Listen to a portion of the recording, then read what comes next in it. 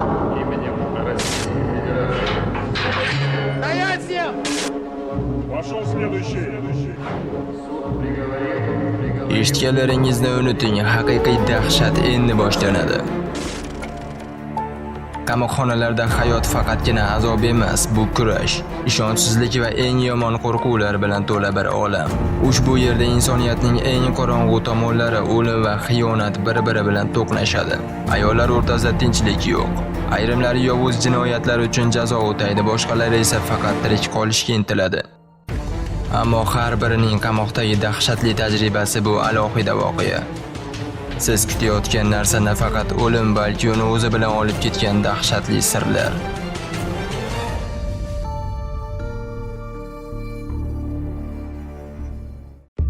Xarizmachilar qarshisida yana Kamina Jasur Frunzayev.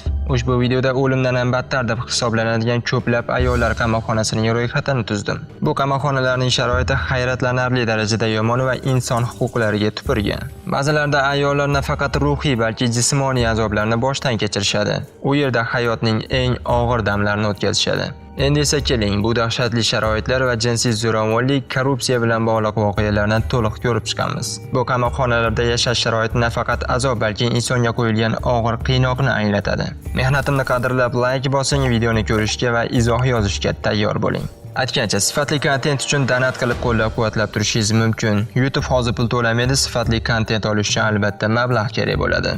Opsiyada silkalar bor, kirib istalgan summani belgilab, qanaqa video ko'rishni istasangiz yozib qo'ysiz, men navbat bilan chiqaraman.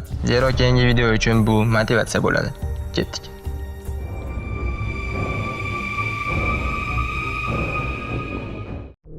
HMP Bronsfield bu Yevropadagi eng yirik ayollar qamoqxonalaridan biri bo'lgan Britaniya qamoqxonasi. Videoni ko'rganda hajmi sizni aldamasin, chunki bu muassasa birorta ham mukofotga loyiq deb topilmagan. Yashashga buni yaxshi joy deb bo'lmaydi. U maxsus ravishda eng xavfli jinoyatlar sodir etgan ayollarni, seriyali qotillardan tortib terrorchilargacha, aytaylik sizni hech ikkilanmasdan yo'qotishga tayyor odamlargacha saqlash uchun qurilgan. Ammo masala shundaki, faqat shafqatsiz jinoyatchilar emas, balki qamoqxonaning o'zidagi yashash sharoitlari Bronsfieldni o'limdan battarroq joyga aylantiradi. Ishonmaysizmi? Unda keling, Natasha Chenning tajribasi haqida gaplashamiz. Demak, Natasha 2016-yilda ushbu qamoqxonaga tushgan va atigi 2 kundan keyin vafot etgan. Nega? Natashaning sog'lig'ida muammolar bo'lib, u ertalab soat 9 dan boshlab to'xtovsiz qusa boshlagan. Biroq unga zaruriy tibbiy yordam ko'rsatilmagan. Natijada u vafot etadi va bu bilan tugamadi. Natasha Bronsfield qamoqxonasining yomon tomonini ko'rgan yagona odam emas. Ko'plab homilador ayollar ham ushbu dahshatli teshikda hayotning adolatsiz va qo'rqinchli sharoitiga duch kelgan. Masalan, 18 yoshli Rihanna Ayres bevosita kamerada bola tug'ishga majbur bo'lgan. Hech qanday tibbiy yordam, hech qanday ko'mak bo'lmagan. Faqat o'zi va kameraning tor devorlari. U 12 soatdan ortiq tug'ruqda bo'lgan, hech qanday tibbiy yordam olmagan va pichoq o'rniga bolaning kindik parchasini tishlari bilan kesishga majbur bo'lgan. Kimdir kelib yordam taklif qilgancha chaqaloq allaqachon vafot etgan edi. Agar siz Bronsfieldda hammasi yomon deb o'ylagan bo'lsangiz, unda sabr qiling. Undan ham dahshatlilari bor. Lowell ayollar axloq tuzatish koloniyasi. 2015-yilgi ma'lumotlarga ko'ra, Lowellda 2696 ta mahbus saqlanadi va bu uni AQShdagi eng yirik ayollar qamoqxonasiga aylantirgan. Lowell axloq tuzatish muassasasidan ko'ra tuzatishga umuman aloqasi yo'qdek tuyuladi. Chunki u doimiy ravishda haddan tashqari gavjumlik, dahshatli yashash sharoitlari, mahbuslarga nisbatan shafqatsiz munosabat va jinsiy zo'ravonlik bilan bog'lanadi va bu faqat ayrim misollar xolos. Qamoqxonada xodimlar o'z vakolatlarini suiiste'mol qilishadi. Sobiq mahbus Ginger Owenning aytishicha, Lowellda ofitserlar bilan tez-tez va noqonuniy jinsiy aloqalar asosan kontrabanda evaziga amalga oshiriladi. Masalan, panjara ortida bir pachka sigaret narxi $400 dan oshishi mumkin. Ular esa doimo o'z harakatlarini masxara qilishadi. Bu zanjir menga sigaret uchun apellyatsiya qildi. Bu menga $3 ga tushdi. Shunday gaplar bilan ular barakda kulib o'tirishadi. Agar biror mahbus jinsiy zo'ravonlik haqida kimgadir gapirishga jur'at etsa, undan ham dahshatli oqibatlarga duch keladi. Jismoniy tahdidlar, yakkalab qo'yish, hatto ovqat, sovun va gigiyena salfetkalari kabi eng zaruriy narsalardan mahrum etiladi.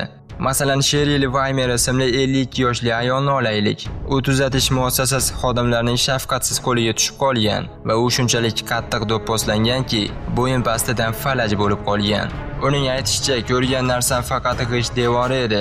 Eslay oladigan narsam esa boshim qanday qilib devordan o'chib o'tganidir. Lowell bu hech kim hech qachon borishni istamaydigan joy. Ammo navbatdagi qamoqxona haqida gap ketganda bu xuddi yomon tushni to'liq dahshatli tush bilan solishtirishdek bo'ladi. Parapana Agrahara. Bu qamoqxona shuningdek markaziy qamoqxona nomi bilan tanilgan. Dastlab u erkak mahbuslar uchun qurilgan. Uning tuzilmasi aynan shuni aks ettiradi. Bu ayollar uchun og'ir sharoitni yanada qiyinlashtiradi. Chunki ayollar o'zlari uchun mo'ljallanmagan qamoqxonada yashashga majbur. Parapana Agrahara gavjumligi va eskiligi bilan mashhur. Bu yerdagi binolarga juda kam odam sig'ishi mumkin bo'lsa-da, juda ko'p mahbuslarni tiqib qo'yishgan. Natijada toza suv, sanitariya sharoitlari kabi zaruriy vositalar tanqis bo'lib qoladi. Bu qamoqxonadagi homilador ayollar holati esa hayotdagidek hech qanday tarzda gulzor va atirgulga o'xshamaydi. Ular 2 dona choyshab va bitta yostiq bilan tor joyda yashashga majbur. Yerda uxlashadi, bir xil ovqat yeyishadi. Har kuni umidsizlik, xavotir va bosim ostida yashaydilar. Bu esa homiladorlik davrida sodir bo'ladi. Bunday yashash sharoitlari tufayli ayrim ayollarda homilani yo'qotish yoki muddatidan oldin tug'ish holati kuzatilgan. Parapana Agrahara markaziy qamoqxona hisoblanadi. Biroq uning yonidagi boshqa bir qamoqxona esa o'nlab mahbuslarning o'limi bilan yakunlangan. U yerda bunaqa halokatli qo'zg'olonlar oddiy holatga aylangan. La Mesa. Bu Meksikada joylashgan va Lotin Amerikasidagi eng yomon obro'ga ega bo'lgan qamoqxona hisoblanadi. Bu qamoqxona haddan tashqari gavjum, shuning uchun shaxsiy makon bu yerda deyarli mavjud bo'lmagan hashamatdir.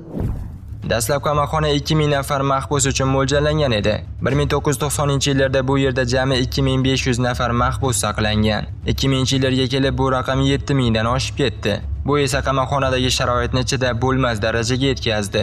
Biroq bu qamoqxonada mahbuslar duch keladigan eng dahshatli sinov emas. Mahbuslar korrupsiyalangan qamoqxona xodimlari bilan kurashishga majbur. Ba'zi ma'lumotlarga ko'ra, La Mesa qamoqxonasida qo'riqchilar pora oladi. Muayyan miqdordagi to'lov evaziga mahbuslar erkinlikka chiqishi yoki hech bo'lmaganda nisbatan yaxshi sharoitlarda saqlanishi mumkin. Masalan, 2002-yilda politsiya aralashib qamoqxona hududida qurilgan hashamatli uylarni buzishga majbur bo'lgan. Ya'ni ko'pchilik mahbuslar gavjum kameralarda saqlanayotgan bir paytda, ayrimlari o'zining xususiy xonadonlarida yashayotgan edi. Korrupsiyadan tashqari bu yerda zo'ravonlik holatlari ham oddiy hol. 2008-yil sentyabr oyida bu yerda bir necha qo'zg'olonlar yuz berdi. Ular natijasida 20 dan ortiq mahbus halok bo'ldi. La Mesadagi bu darajada tartibsizlikni eshitganingizdan so'ng, boshqa qamoqxonalarda ham shunday voqealar bo'ladimi deb o'ylashingiz mumkin. Axir 80-90 kishi atigi 30 kvadrat metrli joyda yashasa, bunday betartibliklar aniq emasmi? Keychxan. Bu konslager bo'lib, undagi mahbuslarning aksariyati siyosiy mahbuslar hisoblanadi. Ularni nazariy jihatdan og'ir mehnat orqali qayta tarbiyalash rejalashtirilgan. Biroq jazolar muddati odatda kulguli darajada uzoq bo'ladi. Yashash sharoitlari esa shunchalik og'irki, ko'plab mahbuslar bunday qiynoqqa dosh bera olmaydi. Bu lager aslida dahshatli zavod hududiga o'xshaydi. Mahbuslar amalda qullardek ishlatiladi. Ular oyoq kiyim, charm, rezina va tikuvchilik fabrikalarida ishlashadi. Ko'pincha kuniga 18 soatlab mehnat qilishadi. Agar belgilangan normani bajara olmasalar, ularga majburiy ortiqcha ish yuklanadi. Mahbuslar 30 kvadrat metrli xonalarda 80-90 kishi birga yashashadi. Hojatxonaga kirish imkoniyati juda cheklangan. Har 300 mahbusga atigi bitta hojatxona to'g'ri keladi. Dush esa nihoyatda kam hollarda mavjud. Oziq-ovqat miqdori nihoyatda kam va agar qoidalarni buzishsa, ularga beriladigan ovqat miqdori yana kamaytiriladi. Natijada ba'zi mahbuslar omon qolish uchun xom kalamushlarni yeyishga majbur bo'lishgan. Bu qamoqxonada qiynoqlar oddiy hol. Mahbuslarni bir necha kunlab tor kameraga qamab qo'yishadi. Urishadi, tepishadi, qamchi bilan savalashadi. Homilador ayollar esa majburan abort qiladi. Tug'ilgan chaqaloqlar esa ko'pincha o'ldiriladi. Sharoitlar shu qadar shafqatsizki, 2012-yil boshidan 2022-yil avgustigacha umrboqiy qamalgan 500 ta ayol mahbusdan 40 ga yaqini vafot etgan. Bunday dahshatli voqealar fonida boshqa qamoqxonalarning ham shunchalik shafqatsiz bo'lishi qiyin tasavvur qilinadi, to'g'rimi? Ammo keling, endi o'sha qamoqxonani ko'rib chiqamizki, u yerda mahbuslar muntazam jinsiy zo'ravonlik va giyohvandlik bilan yuzma-yuz bo'lishadi. Ayollar uchun mo'ljallangan El Buen Pastor qamoqxonasi, ya'ni yaxshi cho'pon nomi bilan tanilgan bu muassasa Kolumbiyaning Bogota shahrida joylashgan. Biroq uning nomi qanchalik mehribon eshitilmasin, lekin bu joyda hech qanday taskin topilmaydi. Bu qamoqxona o'zining og'ir yashash sharoiti va haddan tashqari gavjumligi bilan tanilgan. Dastlab kameralar atigi 2 mahbus uchun mo'ljallangan bo'lsa-da, hozirda har bir kamerada 10 dan 20 nafargacha ayol tiqilib yashamoqda. Pinter ismli shaxsning aytishicha, u yerda jazoni o'tayotgan onasining guvohligiga ko'ra, bu qamoqxonada jinsiy zo'ravonlik va giyohvand moddalarni iste'mol qilish holatlari juda keng tarqalgan. Korrupsiya esa gullab yashnaydi.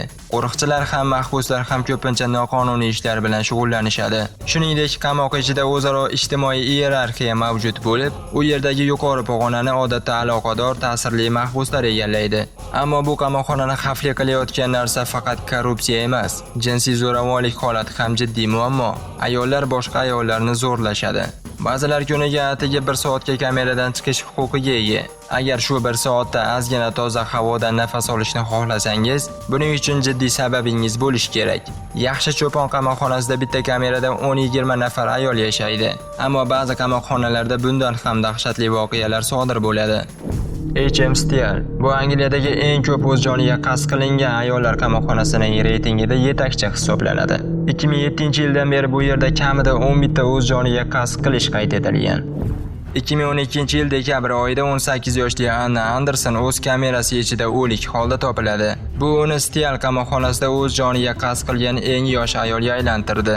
18 yoshli Annaning hibsga olinishi bilan bog'liq voqealarda aytilishicha, u poyabzal o'g'irlagani va bunga aralashgan xodimlarga hujum qilgani uchun hibsga olingan. Uni hibsga olishgan kuni u o'zini benzin bilan yoqib yubormoqchi bo'lgan. Biroq unga psixiatriya ko'rigidan o'tish taklif qilingan. Sud uni 12 oyga qamoq jazosiga hukm qiladi. H.M. Steele qamoqxonasidagi mahbuslarning 40% ga yaqini ruhiy salomatlik bilan bog'liq muammolarga ega. Shulardan taxminan 15-20% ayollar aniq tashxis qo'yilishi mumkin bo'lgan og'ir ruhiy kasalliklardan aziyat chekadi. Ko'plab ayollar narkotik moddalarga qaramlik va chuqur ruhiy jarohatlar bilan kurashmoqda. Ammo yordam berish o'rniga qamoqxona sharoitlari ularning ahvolini yanada og'irlashtiradi. Steele ayollar qamoqxonasidagi vaziyat allaqachon xavotirli. Ammo keyingi qamoqxona aholini normadan 220% ortiq bo'lgan joyda saqlaydi. Bu yerda hayot so'zsiz do'zaxga aylanadi. Velikada bu Shri-Lankadagi eng katta va eng og'ir sharoitli ayollar qamoqxonasi hisoblanadi. Bu qamoqxona aholisi haddan tashqari ko'p va ortiqcha gavjumlik mavjud. Ba'zi ma'lumotlarga ko'ra gavjumlik darajasi 220% dan ortiq. 150 dan ortiq mahbus bir kamerada uxlashadi. Bu esa joyning juda tor bo'lishiga va havo almashinuvi deyarli bo'lmasligiga olib keladi. Bundan tashqari qamoqxona xodimlari yetarli emas. Ular ish yuklamasidan norozi va kam maosh olishadi. Shuning uchun ular o'z noroziliklarini mahbuslarga qarshi namoyon qiladilar. Velikada qamoqxonasida 64% ayollarning birinchi marta jinoyat qilganliklari aytilgan. Bu ularni boshqacha munosabatga loyiq deb atalishiga sabab bo'ldi. Ammo ular hamma bilan bir xil sharoitda bir joyga tashlangan. Faqat jinoyat turidan farq qiladi. Kimdir odam o'ldirgan, kimdir esa shunchaki qarzini to'lamagan. Psixiatriya yordami deyarli yo'qligi va issiq havo qamoqxonada muammoni yanada kuchaytiradi. Konditsioner yo'q, faqat ventilyator mavjud. Ammo ular faqat issiq havo aylanishini ta'minlaydi. Bu ayollar uchun bu uzoq azobli yo'l bo'lib, hech qanday umidli tugash nuqtasi ko'rinmaydi. Agar bu yetarli bo'lmasa, qamoqxona kemiruvchilar va hasharotlar bilan to'lgan. Bularning barchasi axlatni to'g'ri yig'ish tizimining yo'qligi sababli yuzaga kelgan. Agar Velikada qamoqxonasining sharoitlari sizni hayratga solgan bo'lsa, keyingi qamoqxona sizning og'zingizni pastga tushiradi. Chunki do'zaxga xush kelibsiz deb yozilgan belgiga ega. Ikauntor bu Rossiyaning Mordoviya hududida joylashgan eng qo'rqinchli va eng xavfli ayollar qamoqxonasidir. Bu yerga bir marta kirganlar keyingi kirishni oldini olish uchun ekstremal choralar ko'rishgan. Ba'zilar o'z venasini kesishadi, boshqalar esa dori ichishadi, aynan shu qamoqqa tushmaslik uchun. Bu qamoqxona o'zining qo'rqinchli sharoiti bilan mashhur bo'lib, kirish joyida do'zaxga xush kelibsiz deb yozilgan belgi mavjud. Qamoqxonada sharoitlar o'ta og'ir bo'lib, mahbuslar orasida agar siz Mordoviyada o'tirgan bo'lsangiz, demak siz haqiqatan ham qamoqda o'tirgansiz degan gap keng tarqalgan. Mahbuslar o'z mehnat normalarini bajarmagan taqdirda ular doimiy ravishda jazolanadilar va bu jazolar nafaqat rasmiy, balki norasmiy ham bo'lishi mumkin. Boshqa mahbuslar tomonidan jismoniy qilingan zo'ravonlik. Bir mahbusning maktubda ta'kidlashicha, qamoqxona sharoitlari juda yomon. Ayollar kuniga 16-17 soat ishlashadi. Bir haftada bir marta dam olish imkoniga ega bo'lishadi va ba'zi mahbuslar soatlab tikuv mashinasida ishlashadi. Hatto qo'llarini shikastlab, barmoqlarini yo'qotadilar. Qamoqxonadagi ish sharoitlari va zo'ravonliklar nafaqat og'ir, balki tarmoqda har qanday qarshilikni tezda bostirish uchun ham mavjud. Agar biror mahbus o'zining ishlash sharoitlari yoki qamoqdagi noqulayliklarga qarshi gapirsa, uni 20 gradus sovuqda tashqarida turishga majbur qilishadi. IK-14 juda og'ir va dahshatli joy ekanini tasavvur qilish qiyin, ammo keyingi qamoqxona sharoitlari undan ham qo'rqinchliroq va dahshatli bo'lishi mumkin. Karchak ayollar qamoqxonasi bu Eronning Bepusht cho'lida joylashgan. O'zining dahshatli sharoitlari bilan mashhur bo'lgan qamoqxona. Bu qamoqxona asosan bir paytlar parranda fermasi bo'lgan. Shuning uchun qamoqxonada bo'lish kerak bo'lgan kamera va boshqacha inshootlar yo'q. Ammo nima uchun bu joy ikkilik deb ataladi? Keling bu haqida yaxshiroq tushunib olamiz. Karchak qamoqxonasida 2000 dan ortiq mahbus mavjud bo'lib, bu qamoqxonaning haqiqiy sig'imidan 2 barobar ko'p. Bu esa haddan tashqari tiqinchilikka olib keladi. Mahbuslar o'zlarining jinoyat darajasiga qarab ajratilmaydi va hamma birga yashaydi. Bu xuddi katta va baxtsiz oilaga o'xshaydi. Bundan tashqari tibbiy yordamning yetishmasligi va yomon sharoitlar, shuningdek, tazyiq va jismoniy zo'ravonlikka olib keladi. Agar biror mahbus o'zining yomon oziq-ovqat yoki tibbiy yordam yetishmasligi haqida shikoyat qilsa, uni yana yolg'iz kameraga joylashadi. Bu esa azob-uqubatlar zanjirini tugatmasdan davom ettiradi. Oziq-ovqatlar har kuni bir xil bo'lib, bu jismoniy zaiflashishga va vitamin yetishmasligiga olib keladi. Bu yerning eng yomon tomoni shundaki, 2022-yil 7-iyun kuni kanalizatsiya quvuri teshilib, suvlari qamoqxona ichiga yoyilgan. Bu esa ko'p odamlarni noxush holatga olib keldi. Bu bilan birga issiqlik va tiqinchilik tufayli ko'plab zararkunandalar, shu jumladan hasharotlar va bakteriyalar ko'payib, mahbuslarning nafas olish kasalliklarini keltirib chiqaradi. Bu holatlar qamoq sharoitini yanada yomonlashtiradi. Agar bu sharoitlar yetarli bo'lmasa, tasavvur qiling. Qandaydir jinoiy guruhlar, seriyali qotillardan tortib kichik o'g'rilar bitta umumiy qamoqda saqlansa, qanday qilib omon qolish mumkin? Nevi Tirza ayollar qamoqxonasi Isroilda joylashgan va mamlakatdagi yagona ayollar qamoqxonasi hisoblanadi. Bu shuni anglatadiki, seriyali qotillardan tortib oddiy o'g'rilar va barchasi shu qamoqxona ichidagi devorlar ortiga joylashtirilgan. Nevi Tirzadagi fizik sharoitlar faqatgina muammo emas. Kameralarda tarakanlar to'la, yostiq qurtlari bilan jiddiy muammolar bor. Hech kim sizni bu aqldan ozgan mahbuslardan himoya qilmaydi. Biroq bu faqatgina qamoqdagi qiyinchiliklarning bir qismi. Masalan, bir kamerada 6 dan 8 gacha mahbus joylashadi. Havo yomon hid bilan to'ladi. Mahbuslar 23 soat davomida tik turishadi, faqatgina 1 soat davomida harakatlanish imkoniyatiga ega bo'lishadi. Natijada ko'pchilik mahbuslar turli darajadagi ruhiy kasallikdan azob chekishadi. Yana bir bor aytish joizki, bu qamoqxona ayollarni turli xil jismoniy va ruhiy zo'ravonliklarga duchor qiladi. Qamoqdagi qo'zg'olonlardan keyin ba'zan maxsus kuchlar gazni tarqatib, bir necha mahbuslarni hushdan ketkazishdi. Ko'pchiligini urishda, boshqalarni esa qo'llari va oyoqlarini bog'lab, yotoqxonaga majburan bog'lashdi. Natijada ularning qo'llari shishib ketdi va nafas olishda qiyinchiliklarga duch kelishdi. Nevi Tirzadagi holat juda ekstrem, ammo bu hali ham o'ziga xos qamoqxona sharoitlaridan uzoq. Chunki hozir aytiladigan joyda mahbuslarning yotadigan joyi shunchalik yuqorida joylashganki, ularning boshlari shiftga tegadi. Bandyub bu qamoqxonada sharoitlar shunchalik og'irki, ayollar o'z kamerasida tunda qolishdan ko'ra erkaklar bilan yotishni afzal ko'rishadi. Bandyub ayollar qamoqxonasi qattiq tartibli muassasa sifatida tanilgan. Bu yerda mahbuslar og'ir sharoitlarda saqlanadi. Qiziqarlisi, ayollarning atigi 10% faqat qat'iy rejimda saqlanadi. Bandyub ayollar qamoqxonasini nima uchun shunchalik qattiq deb hisoblashadi? Birinchi sabablaridan biri bu qamoqxonaning haddan tashqari ortiqcha aholi bilan to'la bo'lishidir. U dastlab 220 kishiga mo'ljallangan bo'lsa, hozirda 400 dan ortiq mahbusni saqlamoqda. Mahbuslar yerda yotib yostiqlar ustida uxlaydilar, chunki qamoqxona to'la. Qo'shimcha yotoqlar ham to'ldirilgan. Ba'zi hollarda ular shiftga juda yaqin joylashgan. Shuning uchun mahbuslar normal ravishda o'tirishlari mumkin emas. Shiftdagi chiroqlar mahbuslarning boshlaridan atigi bir necha santimetr uzoqlikda bo'ladi. Bundan tashqari kamerada na stul mavjud. Shunday qilib, hatto qulay o'tirish uchun imkoniyat yo'q. Bandyub ayollar qamoqxonasida 400 dan ortiq mahbus saqlansa, keyingi qamoqxonada esa 7000 dan ortiq mahbus saqlanadi. Polsimur qamoqxonasi Janubiy Afrikadagi eng xavfli jinoyatchilarni saqlaydigan ayollar qamoqxonasi. Dastlab bu qamoqxona 4336 mahbusni qabul qilish uchun qurilgan va ularni boshqarish uchun 1278 ta xodim tayinlangan edi. Ammo hozirda bu yer 7000 dan ortiq mahbusni o'z ichiga olgan va bu son kun sayin ortib bormoqda. Mahbuslar doimiy ravishda qamoqxona sharoitlari haqida shikoyat qiladi.